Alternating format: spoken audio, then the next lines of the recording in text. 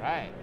Hello everybody, welcome back. This is Omni Talk Retail. I'm in Mezzenga. And I'm Chris Walton. And we are live from NRF, from the VusionGroup booth number 5720.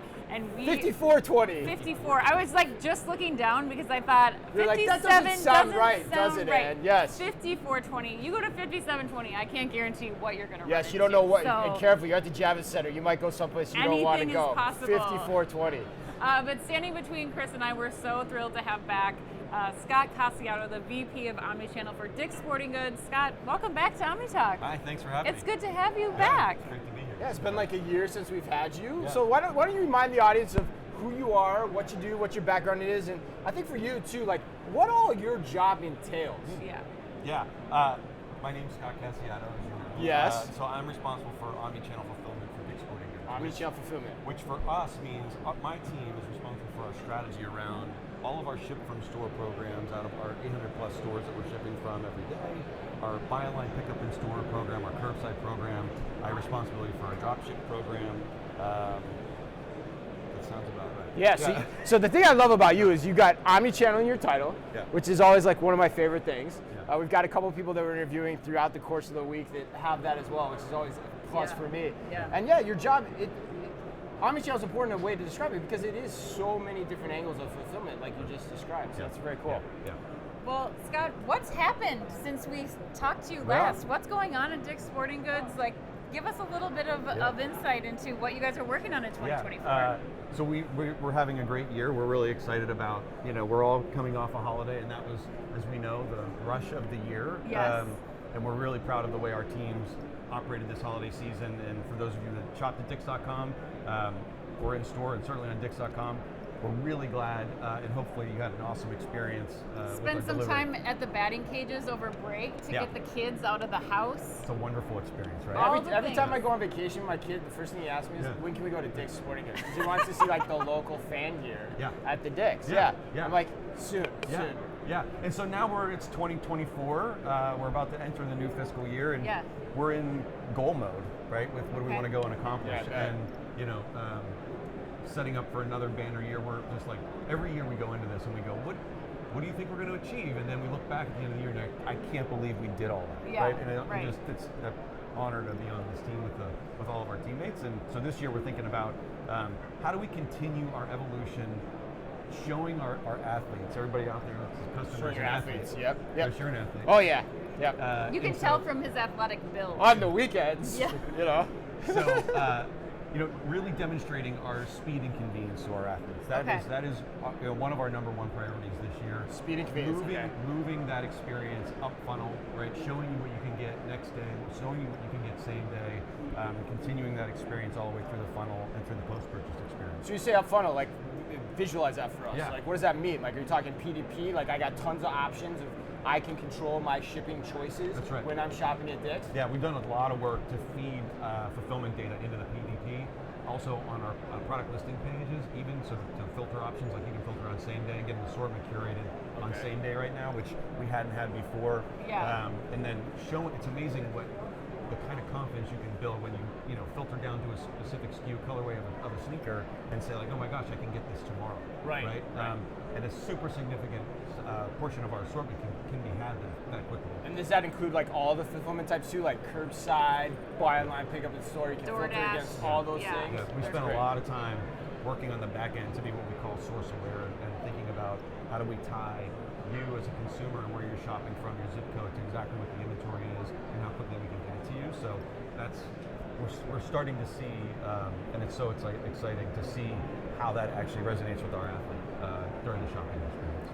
So, Scott, what are you looking for then as you approach NRF? Like, what technologies are of interest as you're really pushing speed and convenience to your athletes? Yeah, this show, as I mentioned before, this is my first NRF, which is your first NRF. It's incredible. First NRF, that's wild. Which is crazy. I mean, I just finished my 15th holiday season. It's my first NRF, which is There's a first time for that's everything. That's a good thing for NRF. Though. That's know. showing that NRF is broadening out. It's broadening out its appeal. It's not just the IT conference anymore. Because retail's evolved that way. Right. Everyone has to understand it. Or you're a late bloomer, or both. Yes. And so we're looking at we've got a number of vendors here that we've talked to in the past. Locker vendors is somebody that we've talked to. Lockers, okay. We're interested in kind of evaluating what that looks like. Sure. Interesting. The sessions here are really interesting from a data perspective. So, listening to this morning with Raj from FedEx, I wanted to hear that session, right? And what they're doing, and we're working with them on a lot of what Raj was talking about, like around democratizing the data that they have and us being able to use it a little bit more productively in our business and to service our athletes. So it's stuff like that. We're really proud. Ed Stack is being honored tonight at the NRF. Right, yeah, I saw that, yeah. And he's speaking tomorrow, so we'll be at that. So it's a disproportionately big show for Dick's Sporting Goods this year. Take that as you will, however you want to define the math on that. All right, so I want to go back to priorities for a second. So you talked about speed. Yeah. So so it sounds like that's impacting your job. Now I imagine there's a marketing element that comes into that too. Is the entire organization aligned on supporting this mission? So what can we expect to see from the entire organization in 2024? I always say this, we're really starting to really put speed and convenience first, right? Okay. And coming out and talking about it with our athletes. Obviously, our product assortment and our experience in our stores and online is fantastic. We know to be in that purchase consideration set quickly, speed and convenience for our athletes is of paramount importance. We're really proud of where we are with that offering, and so now we're going to start to message that a lot more, in a more aggressive, overtly. You're going to try to do it much more overtly. Yeah, that's right. So, we're going to be talking about marketing, talking about our curbside and in-store pickup experience, talking about, the fact that, I'll tell you, during holidays, 70% of our packages arrive within 3 calendar days or months. Right. Wow. Right. So, that's so 70% of packages arrived in 3 calendar days. Yeah. Or under. It's crazy, because the whole industry is congealed towards this 2-day idea. Right. It's the benchmark now, right? So it's not a surprise. Yeah. So it's we're really focused on expanding what we're calling hyper-local fulfillment and how we think about really leveraging inventory in the right place to drive the value out of this 800-node fulfillment supply chain that we have. I remember you talked about that last time when we had you at Shop Talk too. Are you still looking at how do you also ship from the store as a forward deployed inventory resource? It's the heart of our operation. Heart of how you're doing this. Yeah. Okay.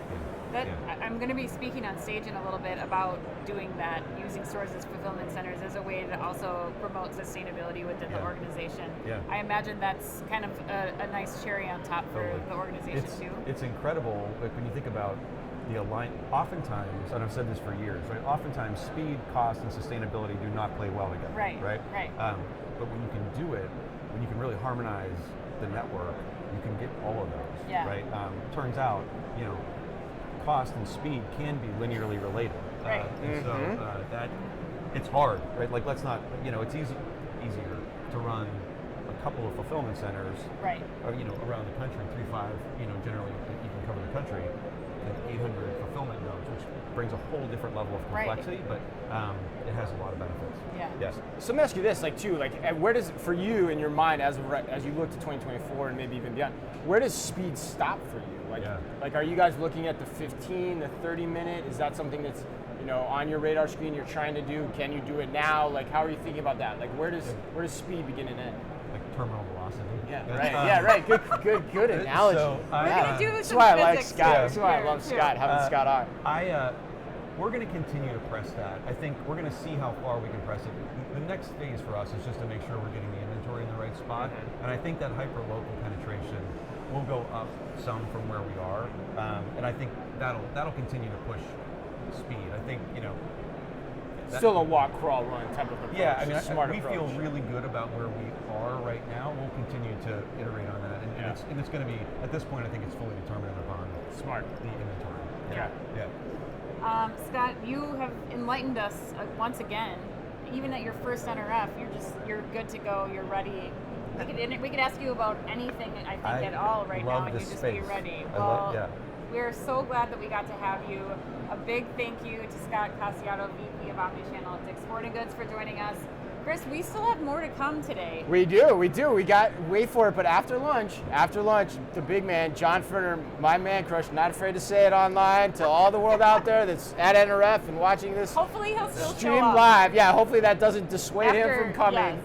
But yes, John Ferner and Matthew Shea, the president of NRF, will also be stopping by, possibly the two of them together even, so we could get 2 for the money. But either way, we'll find out soon. We'll have both of them on at some point later this afternoon. Then Calandra Cleveland will close us up from AutoZone at 3 o'clock as well. So until then, as always, folks, be careful out there.